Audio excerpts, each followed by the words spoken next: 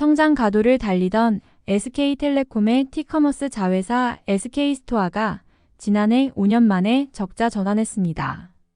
TV 홈쇼핑 업황 침체 속 SK스토어도 덩달아 부진 여파를 피하지 못한 것으로 풀이됩니다. 올해 세로 수익성 개선 과제를 떠안은 박정민 신임 대표의 어깨도 무거울 전망입니다. SK텔레콤이 최근 제출한 지난해 사업보고서에 따르면 SK스토어는 크게 부진했습니다. 매출은 3,015억 원을 거두며 전년보다 8.4% 역성장했습니다. 전년도 100억 원 규모의 순이익은 지난해 마이너스 14억 원으로 적자 전환했습니다. 사업을 본격화한 이후 첫 적자입니다. 매년 실적에서 승승장구하며 SK텔레콤 실적 상승에 기여하던 상황과는 정반대 행보입니다. SK스토어는 정식 출범한 2018년 173억 원의 적자를 낸 이후 급격한 성장을 이뤘습니다. 2019년엔 영업이익 14억 원, 2020년엔 그보다 1500% 성장한 208억 원을 거두는 등 성과를 냈습니다. 사업 유지에 필요한 비용이 크게 증가했을 것으로 분석됩니다. 2022년만 해도 SK스토어는 통신설비 사용료에만 1229억 원의 비용을 투자했습니다. 상품 광고 송출을 위해 불가피한 비용이지만 매년 늘어나는 추세입니다.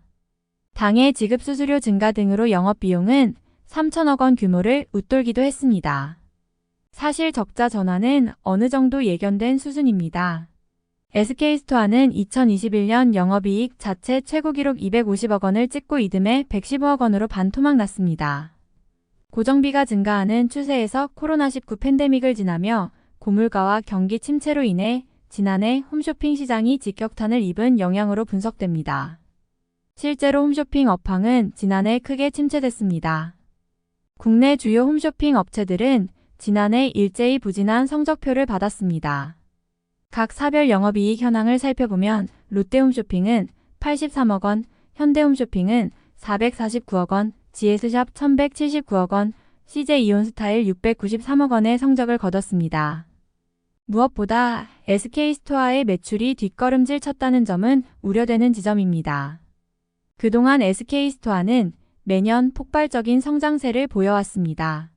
출범 후 3년간은 연평균 매출 50% 가까운 신장을 기록하며 매출을 키워나갔습니다.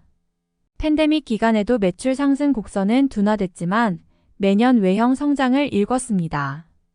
SK텔레콤이 2021년 말 인적 분할하던 당시 그간 적자를 내던 콘텐츠 웨이브, 팀앤모빌리티, 원스토어, 11번가 등을 SK스퀘어에 넘기고 SK브로드밴드와 함께 SK스토어 등을 자회사로 남겨둔 것도 실제 이익 창출에 기여하는 알짜 기업인 영향을 무시할 수 없었기 때문입니다. 결국 티커머스 부동의 1위 SK스토어도 업황 악화에 두 손을 든 셈입니다. SK스토어를 포함한 지난해 KT알파쇼핑, 신세계라이브쇼핑, 더블유쇼핑, 쇼핑앤티 등 국내 티커머스 단독 사업자 5개사의 지난해 합산 매출은 1조 1,515억 원으로 전년 대비 5.9% 줄었습니다. 티커머스 사상 첫 합산 역성장 기록입니다. 지난해 SK스토어의 부진 여파는 회사 전반적인 재무 부담으로도 이어질 것으로 관측됩니다. SK스토어는 지난해 자본총계가 592억 원에서 568억 원으로 4.1% 축소됐습니다. 순적자로 인한 일부 이익잉여금이 줄어든 것을 암시합니다.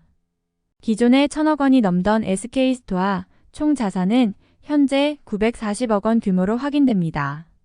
올해부터 본격 지휘봉을 잡은 박정민 신임 대표의 어깨는 무거울 전망입니다.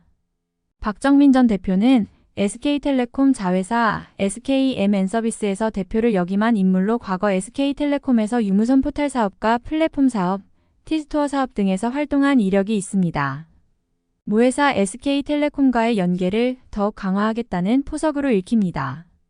SK스토어 관계자는 코로나, 특수가 빠지고 홈쇼핑 업계가 전체적으로 여건이 어려운 상황에서 티커머스 쪽에서도 영향을 받는 등 매출 감소가 있었다며 올해도 티커머스 환경에 대해 낙관적이라 보기는 어렵지만 최근에 경쟁력이 있는 TV 쪽에서 고객 가치를 잡고 기존에 하던 사업 운영을 더욱 집중할 계획이라고 말했습니다.